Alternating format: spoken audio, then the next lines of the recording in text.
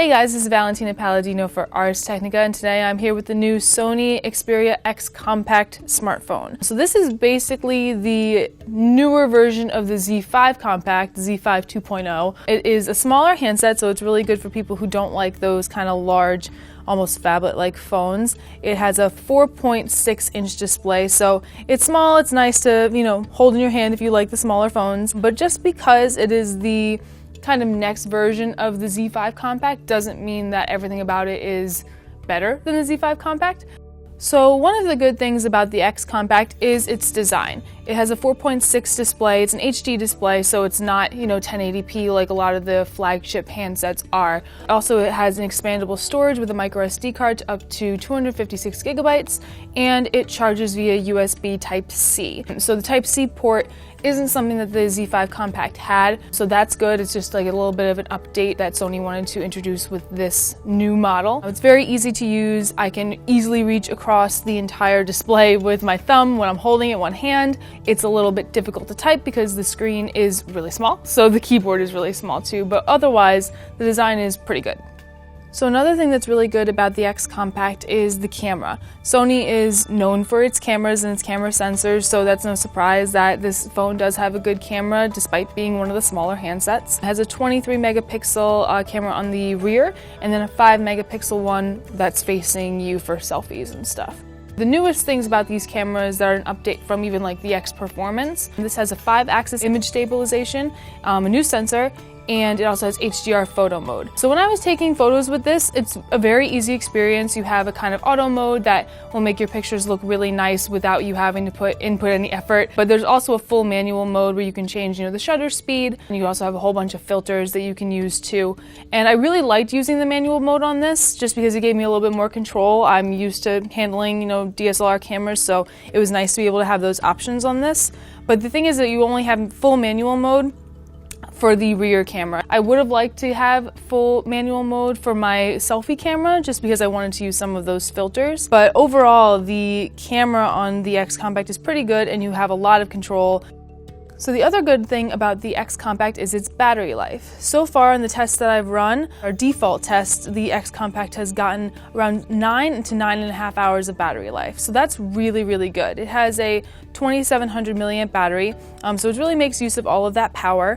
However, compared to the Z5 Compact and even the new iPhone SE, which is also a small handset, it is a little bit less of a battery life than you'll get on those other ones. The Z5 Compact and the iPhone SE both got around 11 to 11.5 hours of battery life, so it's still good, it's just not as good as the predecessor and the smallest iPhone.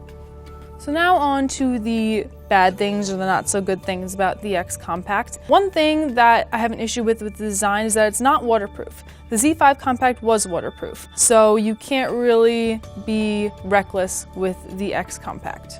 Another thing that's kind of not so good about the X Compact is its performance. It's pretty inconsistent. It runs on a Snapdragon 650 processor, which is a little bit lesser than the processor that was in the Z5 Compact, which was a Snapdragon 810. So for some tests like Geekbench, the two handsets performed very similarly. There wasn't a huge difference between them. But with other tests like Kraken and Google Octane and some other graphics tests, it was very inconsistent with the X Compact. Some tests would be a little bit less, some tests would be a little bit better.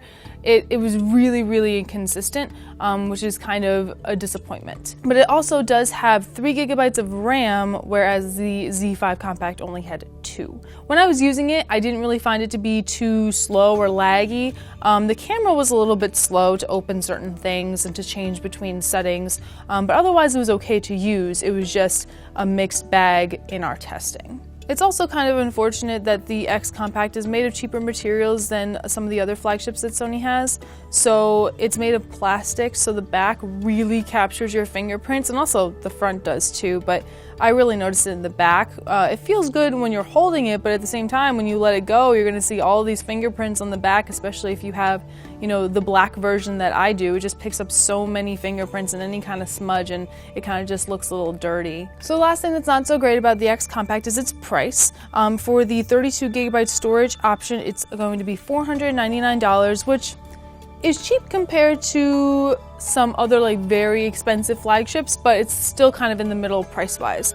When you compare it to something like the iPhone SE, you can get that for $399, but that's for the 16 gigabyte storage option. But the comparable one with that is, I believe, 64 gigabytes of storage for the iPhone SE. It'll be $499. But again, with the storage, you do have the option to expand it here with a micro SD card. So you do have that, but the price is kind of in the middle of the road. It's not necessarily bad, but it's also not necessarily good. The X Compact is a good phone, but it's not necessarily a great phone. Especially when the Z5 Compact, you'll get a waterproof design, the same size, and a couple of more hours of battery life. Really, the big push with this is the new camera sensor and a couple of the new camera features. So in that sense, if you really like, control over your photos and your smartphone is your primary camera, you might find the features in the X Compact useful. But otherwise, if you want more battery life, a waterproof design, and pretty much the same, handset design, the Z5 Compact will serve you well.